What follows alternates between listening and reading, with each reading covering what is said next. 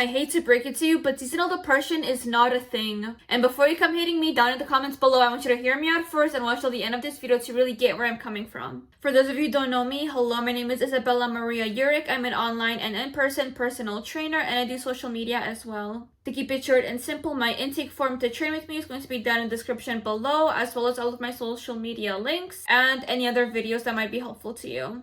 Let's get on with the video. I understand that no one likes gross weather, okay? When it's cold outside, grog, you just want to sit in bed and not do anything. But you have to keep it in mind that you have responsibilities. You have shit that needs to get done. Also, set yourself this expectation they're going to get X, Y, and Z done. And this is coming from someone who lives in minus 30 degrees weather in the winter time and only gets summer 2 months out of the year. But I still have to go to the gym. I still have work that needs to get done. And I'm not going to let the weather affect my mindset and just use that as an excuse. Seasonal depression is no different from letting yourself rot in bed like any other time of the year. Except this time with the weather, being cold outside, that's another excuse you can use. Oh, it's too hot in the summer, it's too cold in the winter, there's no point, right? This may sound harsh to you now, but when you're surrounded by people who don't think like this, it's gonna sound different coming from a different perspective.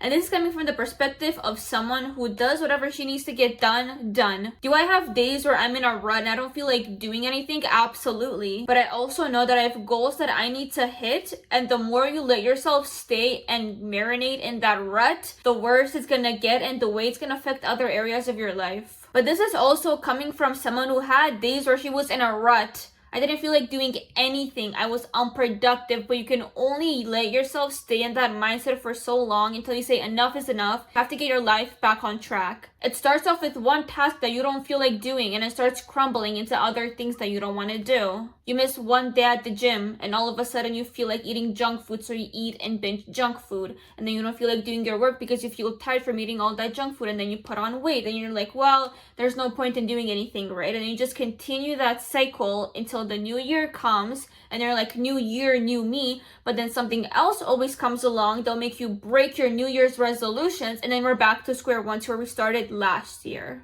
My goal here is to help you get out of these bad mindsets that have been placed on us from social media. You go back to my home country in Romania, Eastern Europe, and they're gonna look at you like you're crazy if you tell me you have seasonal depression.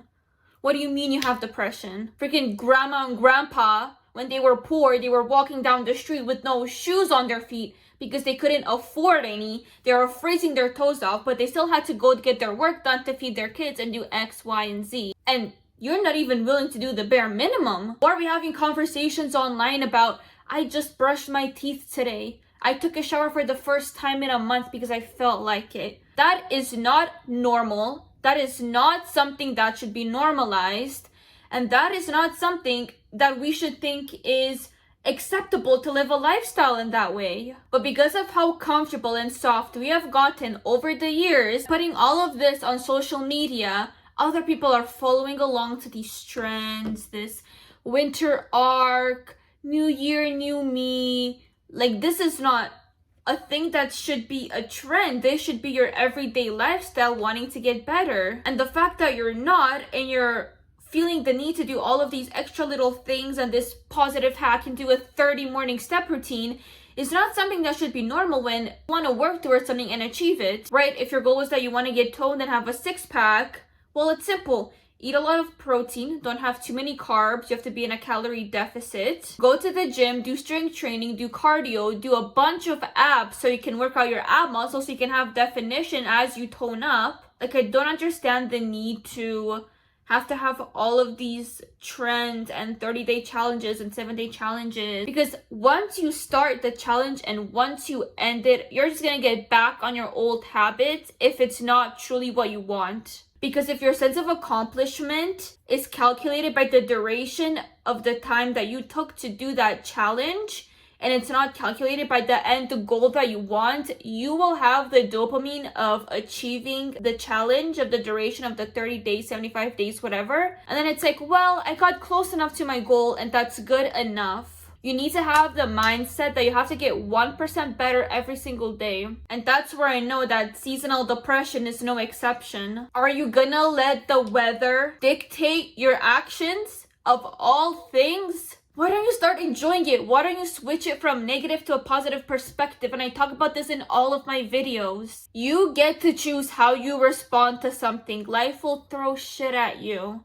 You get to choose if you look at it from a positive way or a negative way. And I'm not gonna be the person to sit here and give you 30 positive things that you should be doing, because you know what those things should be. You know what you need to cut out of your life in order to not let something like the weather and the grogginess and the temperature get the best of you. You have to pick whether you want to do this for yourself and become the best of the best, live to your ultimate potential, or if you just want to be average. If you want to be average, then you can just click off of my video, because this is not the type of mindset for you. If you have a goal you want to reach, right? Whether you want to get a six-pack, you want to become a millionaire, do you think that those people are sitting here and putting their goals on a halt because they're like, oh, it's so cold outside, I don't feel like doing this right now, I don't feel like getting up in the morning to go to the gym? And that's what deciphers an average person to a person who wants to reach their fullest potential. They don't give an F about whatever they need to do to get to where they want to be. All they gotta have is ambition and to wanting to be hungry for it every single day. Especially when I look on social media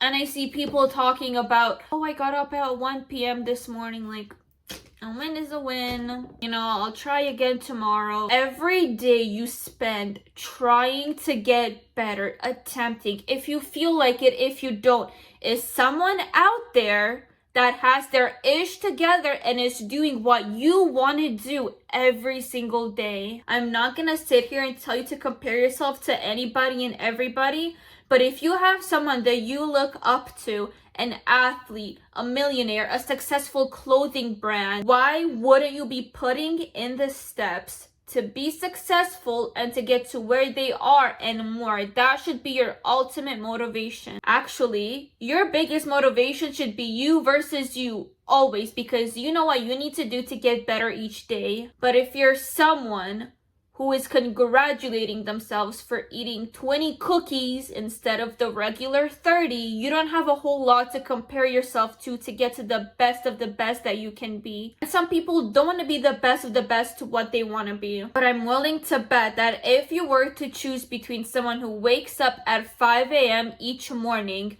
goes to the gym, has an amazing business, is CEO, is able to go on vacation and is financially free, versus someone who wakes up at 2 p.m. every day, eats junk food, is fat, and is not happy with themselves, you would want to choose the more successful person. But they put in work and effort and so much more than the other person to get to where they are. And those are the steps that you need to take in order to get to where you want to be.